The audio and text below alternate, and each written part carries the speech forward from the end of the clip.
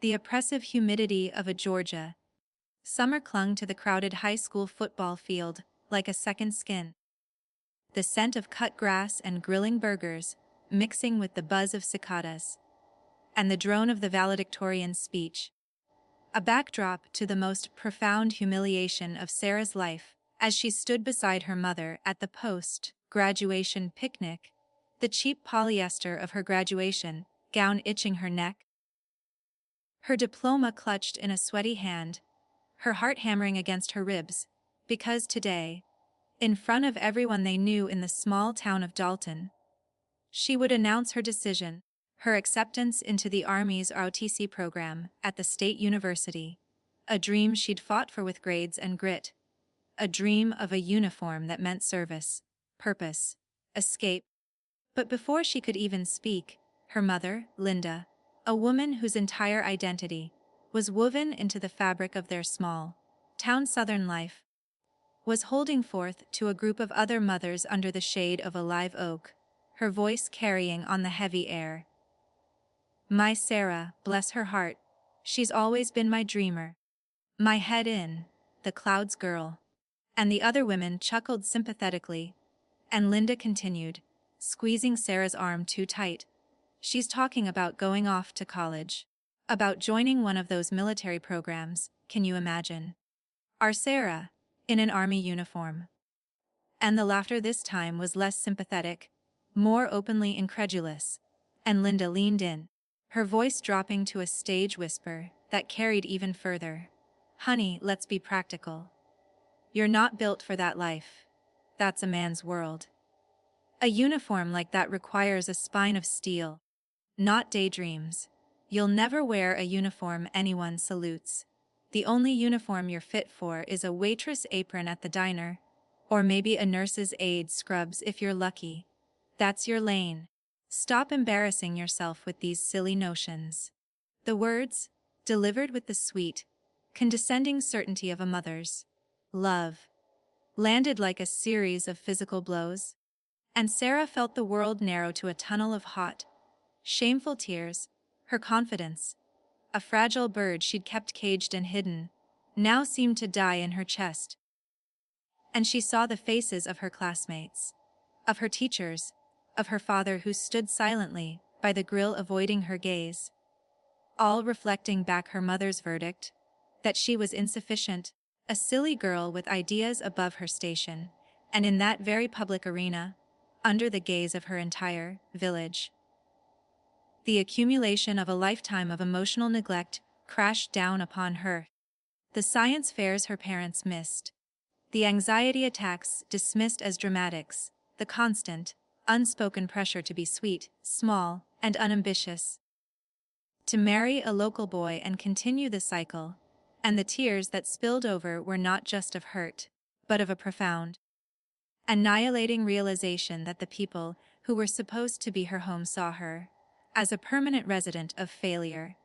And she couldn't speak, couldn't breathe, just stood there, a spectacle of humiliation, until she turned and ran, the sound of the picnic fading behind her, the weight of the graduation gown suddenly intolerable, and she drove to the empty parking lot of the closed down textile mill that had once employed the town.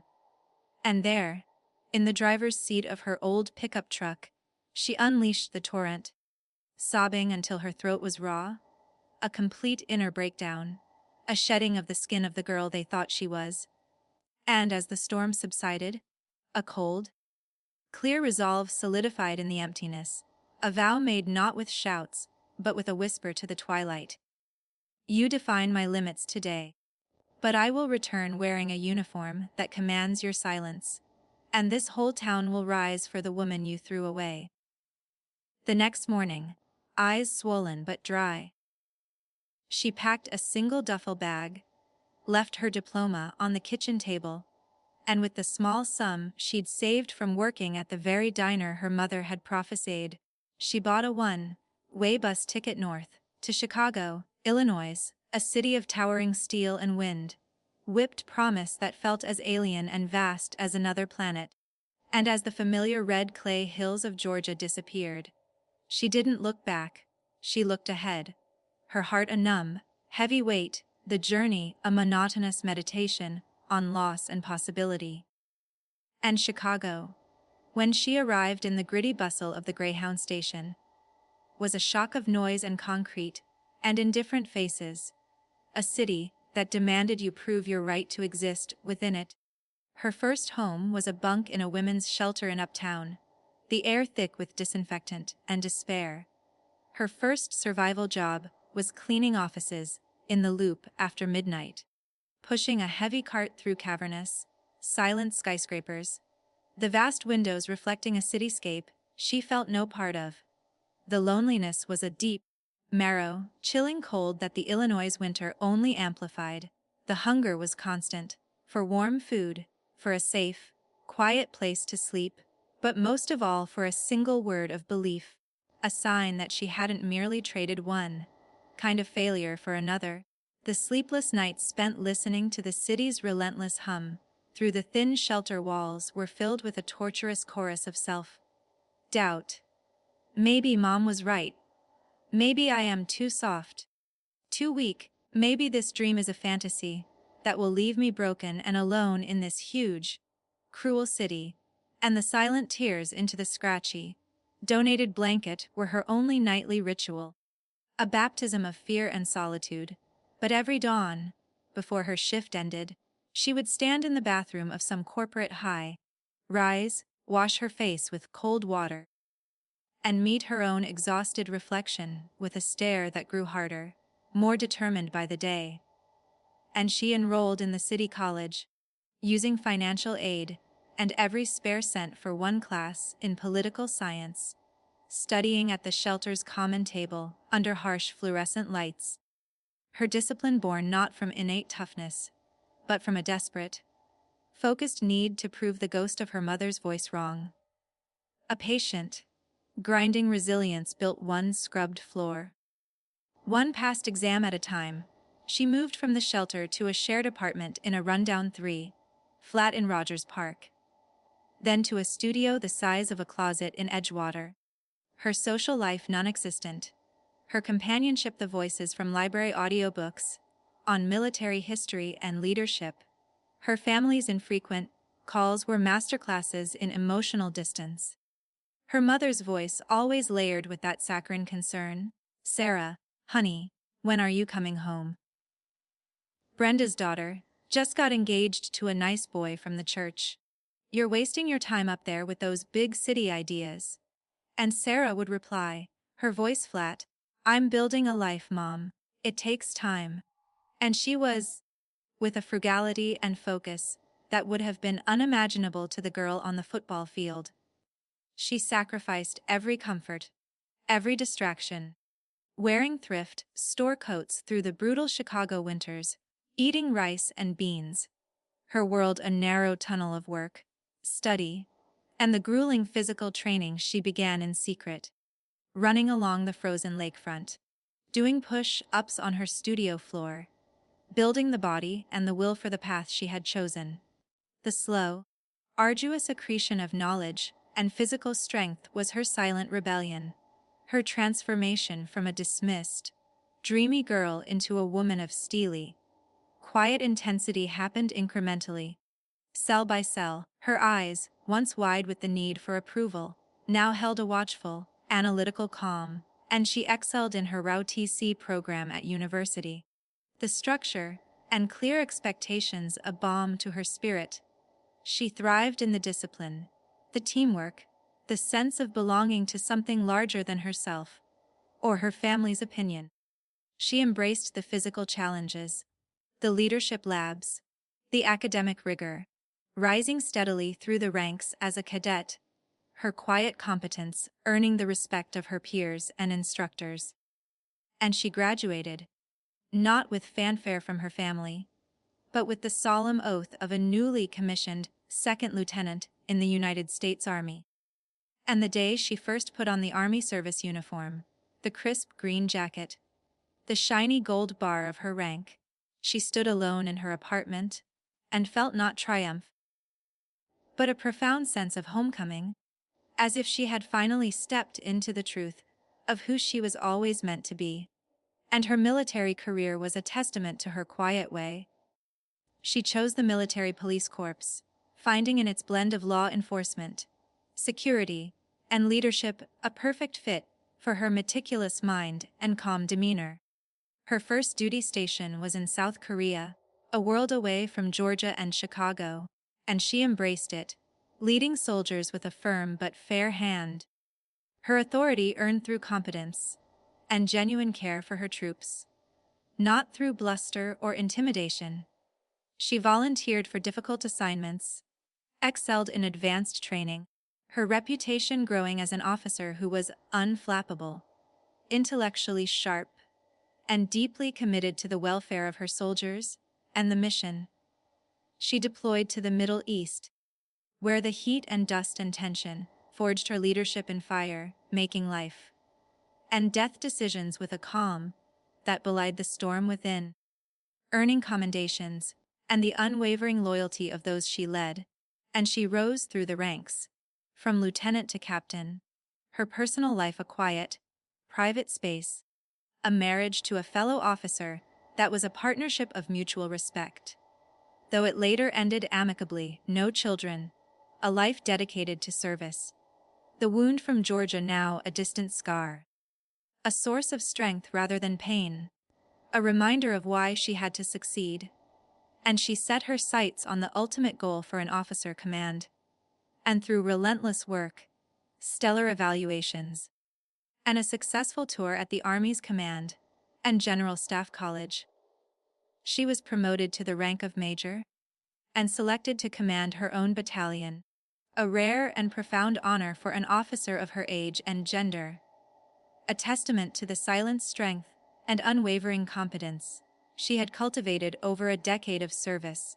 And the Army, in its wisdom, assigned her command to a battalion at Fort Benning, Georgia, a stone's throw from her hometown of Dalton.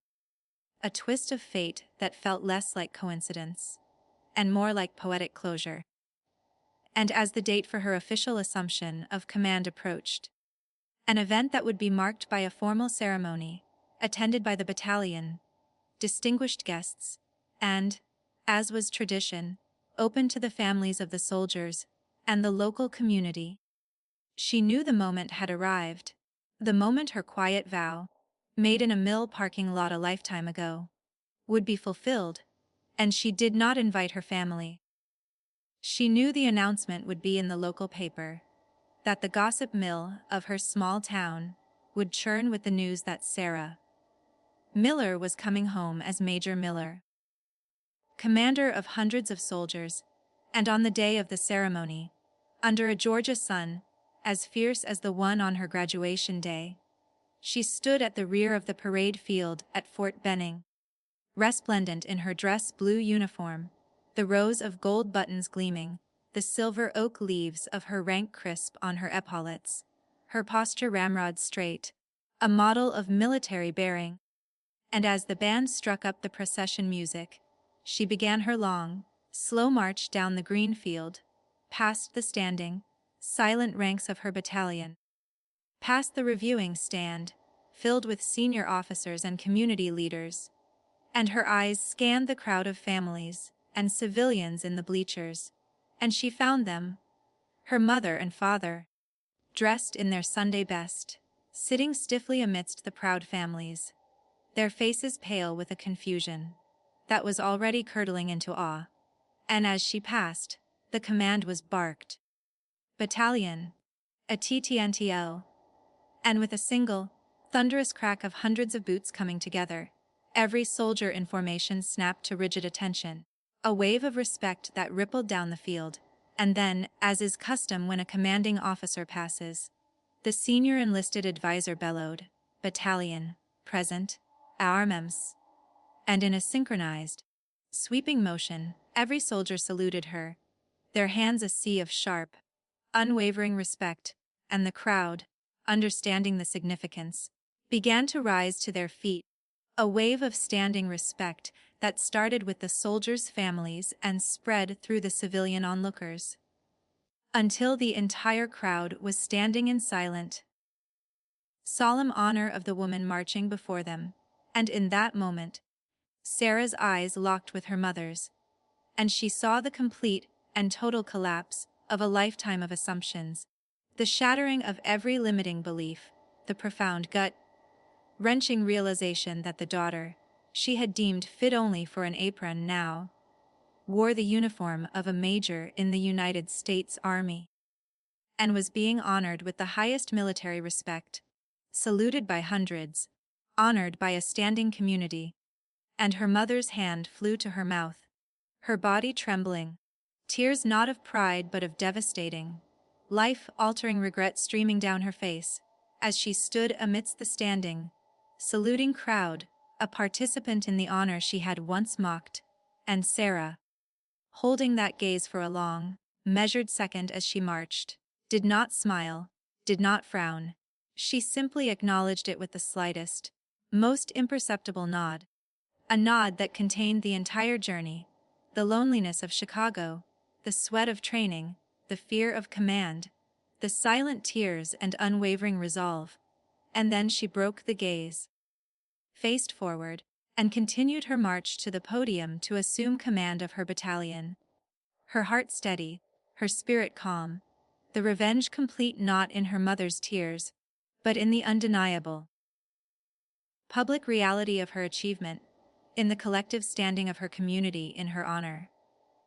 And as she took the podium, as she spoke her first words of command to her soldiers, her voice clear and strong, carrying across the field, a profound peace settled over her, a closure so deep it felt like coming home to herself after a long, hard war, her self-worth.